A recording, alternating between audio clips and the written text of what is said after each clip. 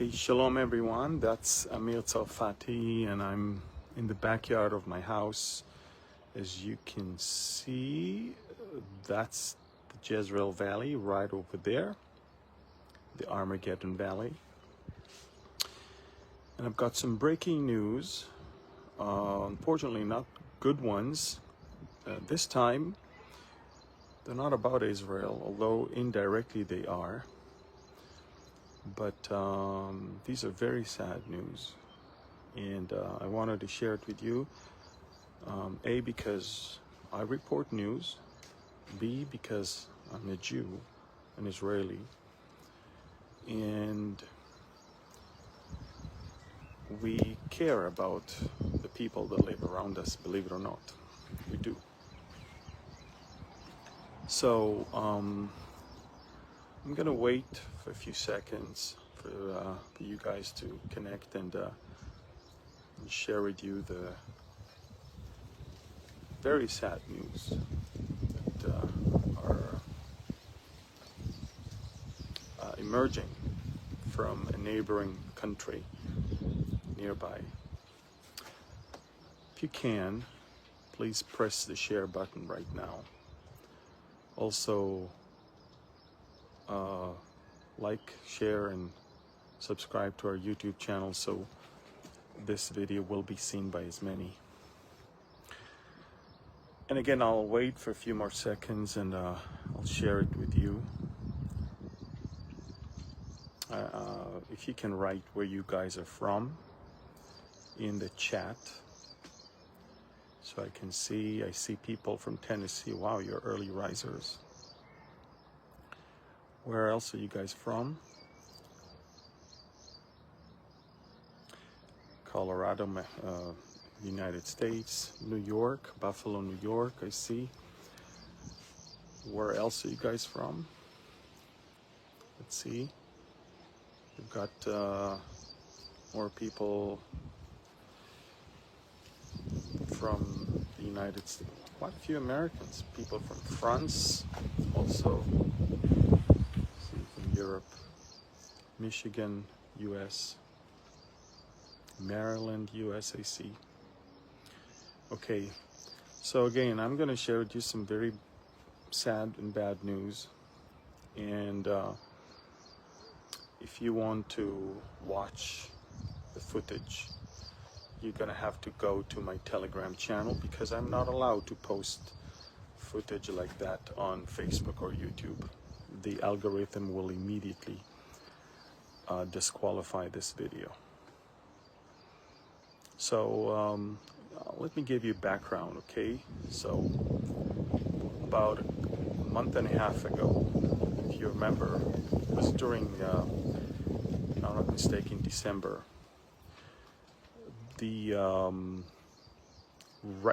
maybe a couple days after the ceasefire with Hezbollah was signed, the rebels that were backed by Turkey, the Syrian rebels backed by Turkey, these are Sunni jihadi rebels that were training and armed in northern Syria.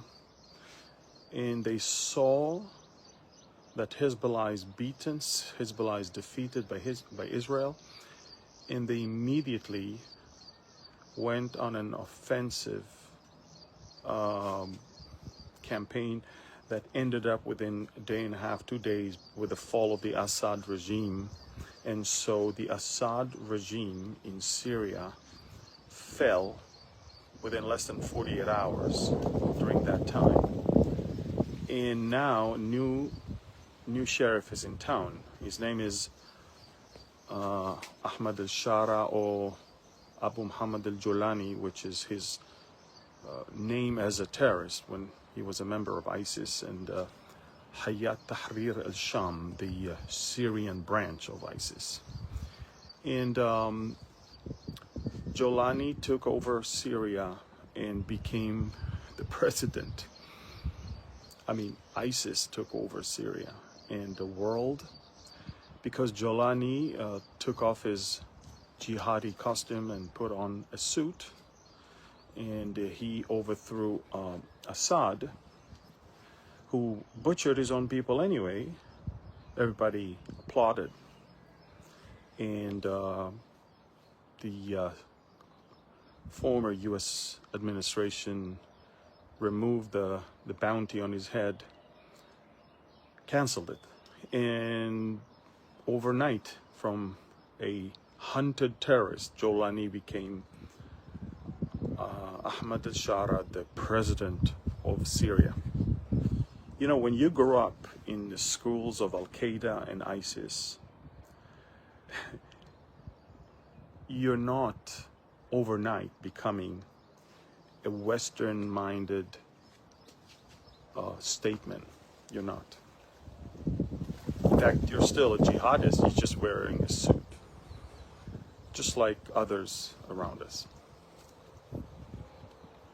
And during that time, most pockets of resistance were quenched, and took over, and Israel immediately made a move and destroyed within 4 days the entire army of Assad, all of its capabilities, in the most unbelievable military operation that we've ever had since Israel was born in 1948. And a lot of people don't even talk about it, but it was phenomenal.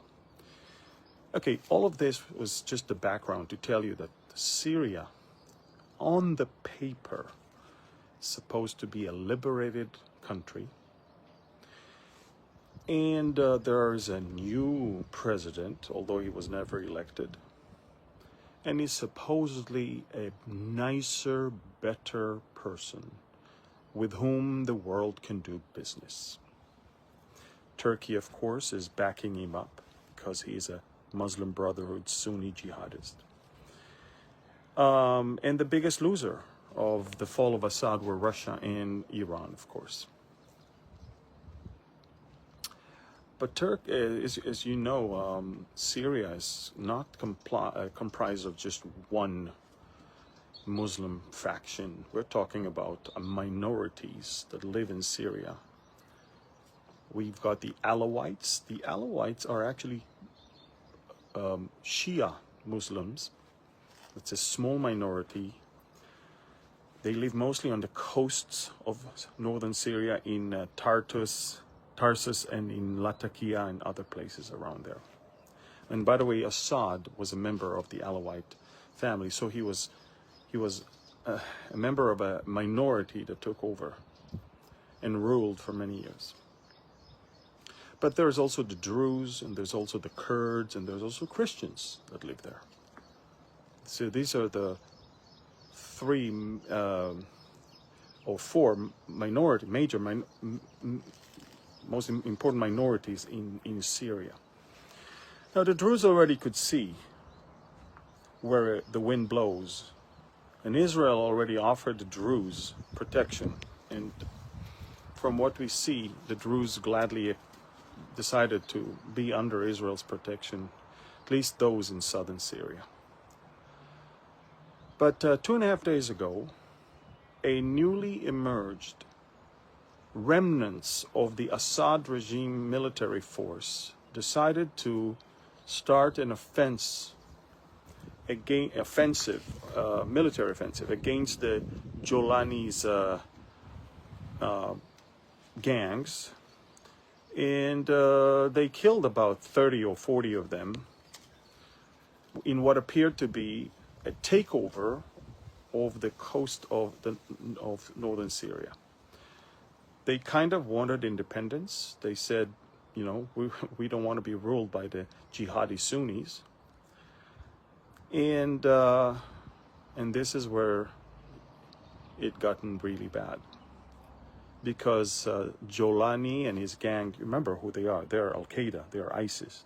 These are not, you know, people like you and I that think the way you and I think. And he sent his gangs. And in the last 24 hours, and these are the bad news, and there are horrific videos And just like on October 7th, remember, Hamas took all the footage of what they did.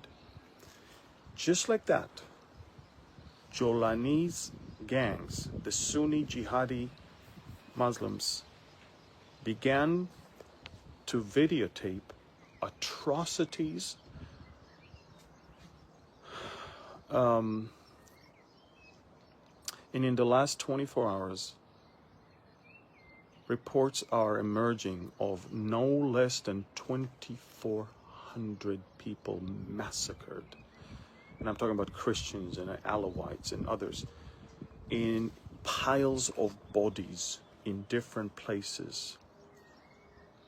Al Jazeera is not reporting. The Western media is not reporting. No country condemns the new ruler. No one does anything. No one cares about them. Now, just to make it very clear, the Alawites, they were allies of Hezbollah and Iran. They never liked us. I'm not defending now people that loved us. I'm actually saying our enemies, yes, but they're being now massacred by the Sunni jihadists, it's no longer by the dozens, but the hundreds, and it's already exceeding 2,400 people. On my Telegram channel, you will find disturbing videos. Now, if you're too sensitive, I suggest that you don't watch it. But these are not just... It's one thing that military force is fighting another military force. Both sides are armed. It's legitimate.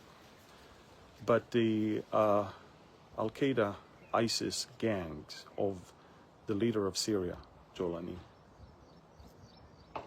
they're not fighting soldiers. They're going and butchering families, children, women, elderly. They make them crawl and they make them bark like dogs. They take some of them to the forest and shoot them, and all of it is documented on videos that they themselves are filming. I'm shooting this video right now just so you remember that I never stayed silent about this. None of us should. These are my enemies on the paper, yes. But I cannot stay silent when Hamas-type invasion into homes of families and butchering them is being done now by the same type of Sunni jihadists to people that they don't like it, they don't fit their narrative. And so I want to tell you folks, if I'm not going to speak out, and if you're not going to speak out, this stupid, hypocritical world will do nothing, will say nothing. Because no Jews, no news.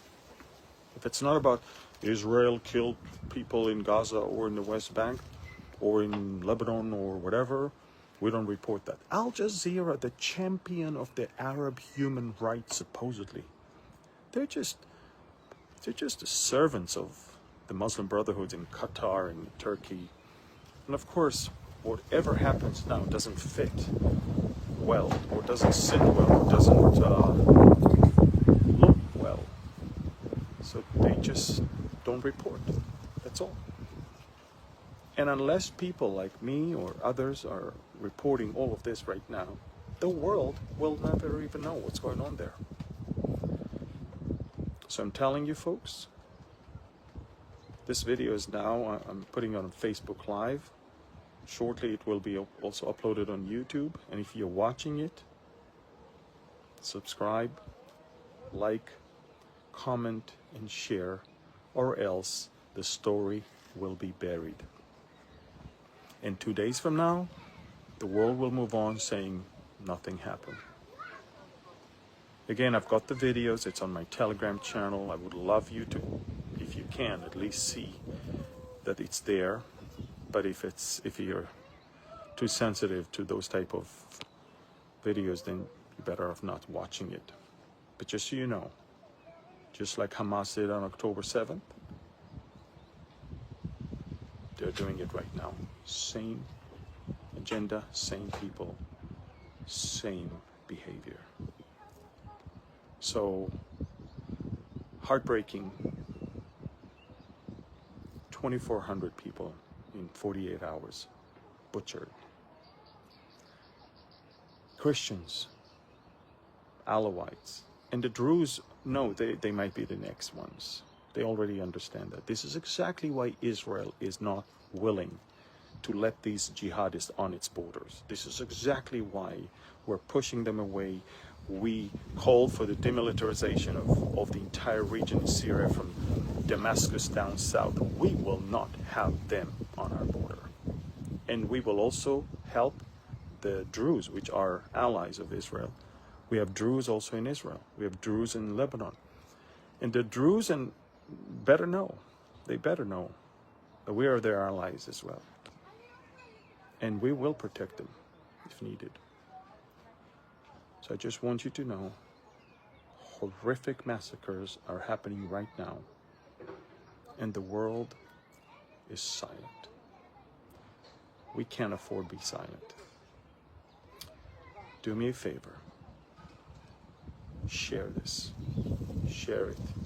Share it. Share it. And if you're watching it on my YouTube channel, subscribe to it. Like the video, comment on the video, share the video.